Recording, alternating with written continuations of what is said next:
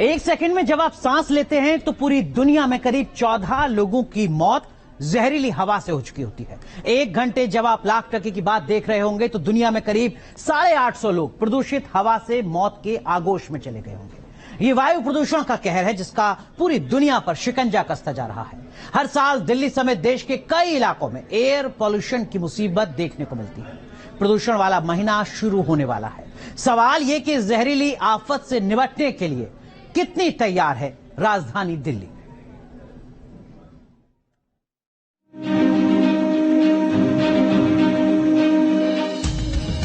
इसकी जानलेवा आहट सुनाई नहीं देती।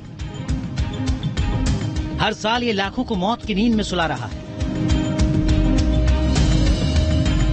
ये साइलेंट किलर का शिकंजा है जिसका असर दुनिया पर गहराता जा रहा है।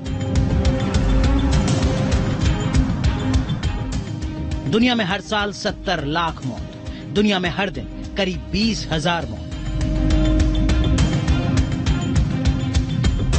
लाखों को मौत की नींद सुलाने वाले साइलेंट किलर का नाम है वायु प्रदूषण। आंकड़ों से समझा जा सकता है कि कितना खौफनाक है वायु प्रदूषण का असर। दिल्ली एनसीआर में एक बार फिर स्मॉग और प्रदूषण वाले मौसम की दस्तक होने वाली है। दिल्ली वालों को वो प्रदूषण वाले दिन फिर याद आने वाले हैं। सवाल है कि इस साल दमघोटू हवा से कैसे निपटेगी दिल्ली। ये सवाल इसलिए अहम है क्योंकि वायु प्रदूषण का असर बेहद खतरनाक है। जिस प्रदूषित हवा को हम अपने अंदर ले रहे हैं वो जानलेवा बीमारियों के लिए जिम्मेदार है।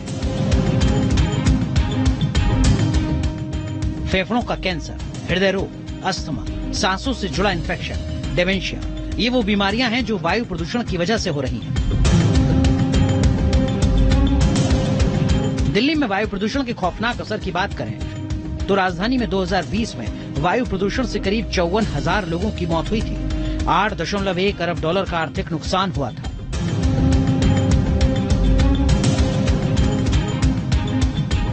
दिल्ली की एयर क्वालिटी इंडेक्स अभी मॉडरेट कैटेगरी यानी सामान्य कैटेगरी में है, लेकिन ये कब खराब कैटेगरी में पहुंच जाए कहा नहीं जा सकता। क्या दिल्ली को गैस चैम्बर बनने से रोकने का फॉर्मूला तैयार है? सरकार की तरफ से इस संबंध में कदम तो उठाए जा रहे हैं। इस दिशा में एक बड़ा कदम उठाया गया है।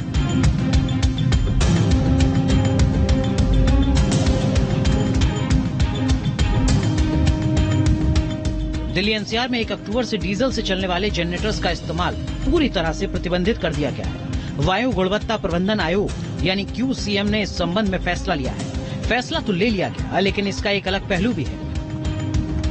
पहलू हाई रिस्क सोसाइटीज का है जो पावर बैकअप के लिए डीजल जनरेटर पर आधारित है।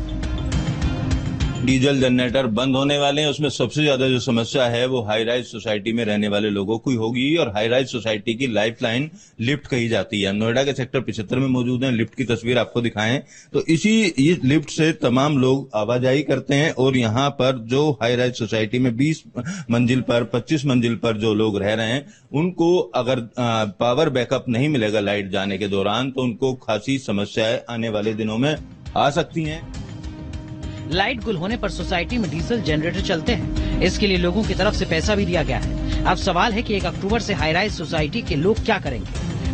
पहले सीएनजी का पूरा सेटअप बिछवाई ताकि कोई प्रॉब्लम ना आए रेजिडेंट्स को। अब ऊपर से कोई आ रहा है, सोचिए 15वें फ्लोर पे रह रहा है, लाइट चली गई। बिल्डर के द्वारा भी तो यहाँ पे लाइट की पूरी कंप्लीट नहीं की गई है। उन्होंने डीजल का जो जनरेटर लगाया हुआ है यही पूरा कैपेसिटी वो नहीं दे रहा है अभी। तो सीएनजी में अगर गवर्नमेंट ऐसे कर देती है तो उससे तो बहुत नुकसान होगा। प्रॉब्लम तो आएगी काफी, क्योंकि लिफ्टें बंद हो जाएगी, अपना पानी की समस्या आएगी और दिक्कत तो फ्लैट में रहने वालों को भी। अगर किसी के पास अपने इन्वर्टर होंगे तो सही चलेगा, नहीं होंगे तो फिर अंधेरा ही रहेगा फ्लैट में पूरा उनका।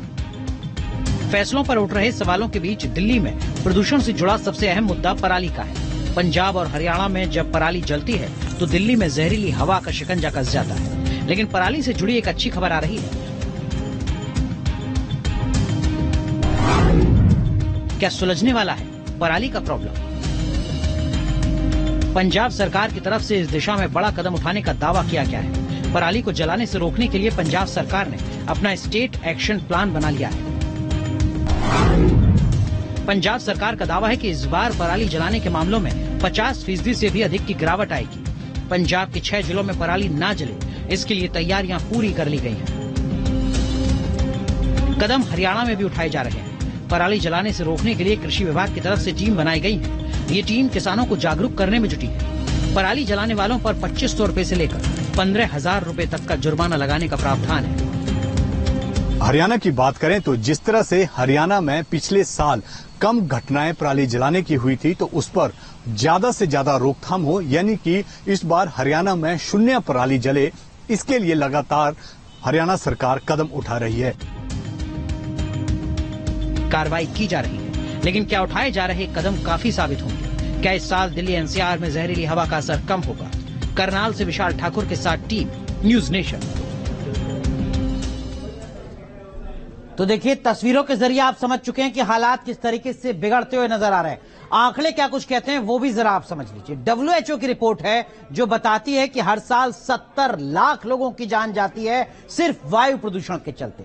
अब तक आपने सिर्फ वायु प्रदूषण शब्द सुना होगा, हम आपको इंडोर और आउटडोर भी बताते हैं। जो आउटडोर प्रदूषण है उससे हर साल करीब 40 लाख लोगों की जान जाती है, और जो इंडोर पॉल्यूशन है उससे हर साल करीब 32 लाख लोगों की मौत होती है। अफ्रीका और जो भारतीय महाद्वीप है, यहां पर इंडोर पॉल्यूशन से सबसे ज्यादा मौत होती है।